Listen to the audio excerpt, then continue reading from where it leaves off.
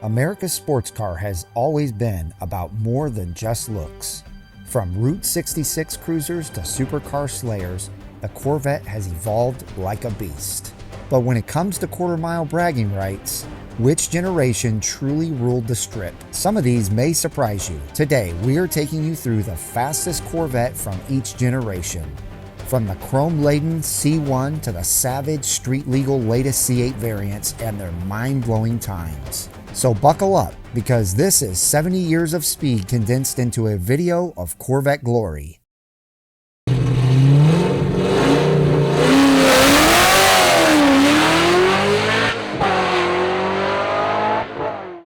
Hello everyone, and welcome back to Brink of Speed. Today I am excited to get into this different type of video than I usually do, but I wanted to think outside the box and come up with a video that is something I usually don't typically do. So real quick, if you're excited about this video, give it a thumbs up and help me reach my goal of 100,000 subscribers between now and the end of the year by smashing that red subscribe button.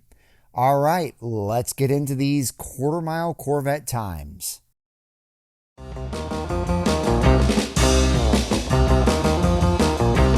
When the first Corvette rolled out in 1953, it was, well, pretty, but fast?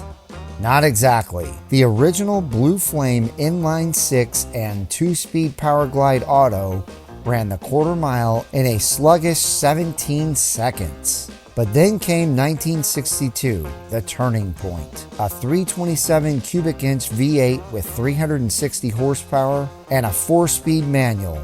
The result? 14.9 seconds at 102.9 miles an hour. This made it the first Corvette to ever break 100 miles an hour in the quarter mile. The muscle car era had officially begun.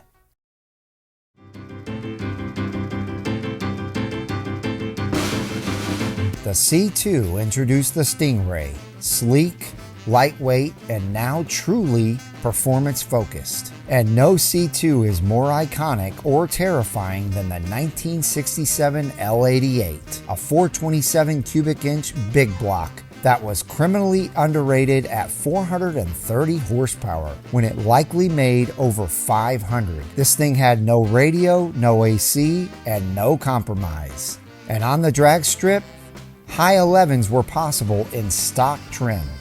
But with slicks and tuning, some saw 10-second passes. That's 60s level insanity right there.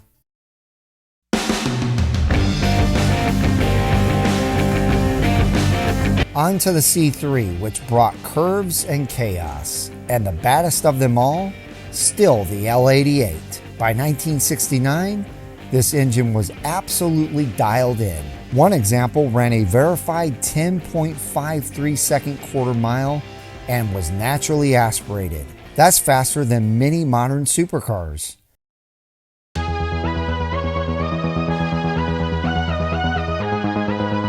Moving on to C4. The 80s weren't just about synth music and neon. With help from Lotus, GM built the LT5. A dual overhead cam V8 making 375 to 405 horsepower in the new ZR1. And in 1990, it ran 12.8 seconds at 111 miles per hour.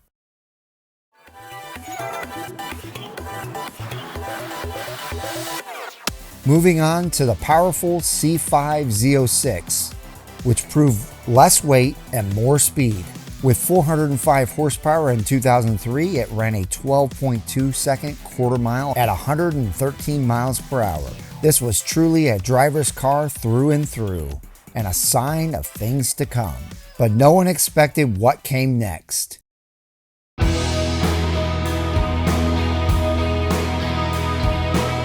For C6, in 2009, Chevy reintroduced the ZR1 and brought in a blower.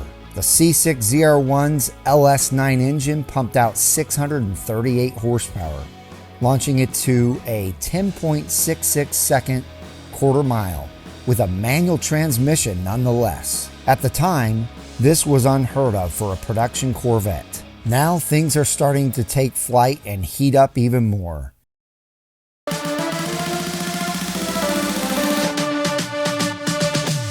the C7 ZR1, the final front-engine Corvette, went out swinging. With a supercharged 755 horsepower LT5, the C7 ZR1 set the drag world on fire. Its best production quarter-mile time of 10.6 was fast, but throw some drag radials on it and the best recorded quarter-mile time became 9.48 seconds at 146 miles per hour. That's Bugatti speed from Bowling Green, Kentucky.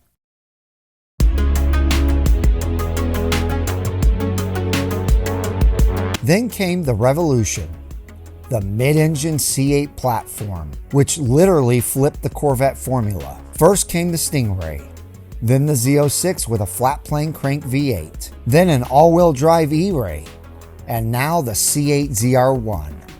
With 1,064 horsepower, GM claims the ZR1 hits the quarter mile in 9.6 seconds at 150 miles per hour. But that's not even the craziest part. Now we have a C8 ZR1x. This track-oriented, drag-prepped version has reportedly gone under 9 seconds in early testing.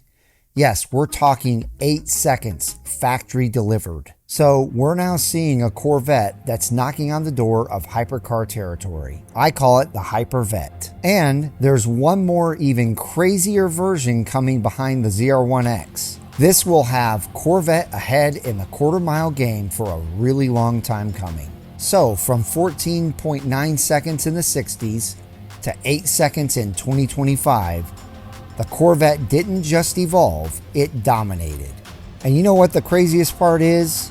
These 8 and 9 second cars come with a full factory warranty. And as you saw, with each generation it brought something new. Raw displacement, supercharging, mid-engine architecture, and now hybrid tech and electric assist are here. So what's next? Could the C9 Corvette take things a few steps further and break the 8-second barrier? I guess we will just have to wait and see. One thing's for sure though, this isn't just muscle anymore. This is precision American engineering, and they came for the world's best. But what do you guys think? What's your favorite generation of Corvette?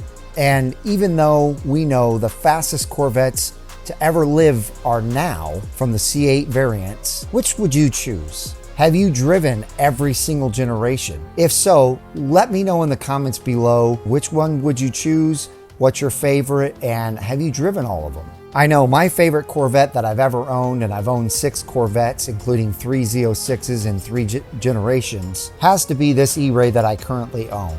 And to me, not only is it great on the street, but at the drag strip, it shines big time, and it's extremely consistent. So it's definitely my favorite, but I can't wait to get behind the driver's seat of the new ZR1 and ZR1X and see how these perform. So drop a comment below, hit that like button if you enjoyed this episode. Let me know if you'd like me to do more episodes like this. I hope each and every one of you have a wonderful rest of your day, and we'll see you guys out on the road.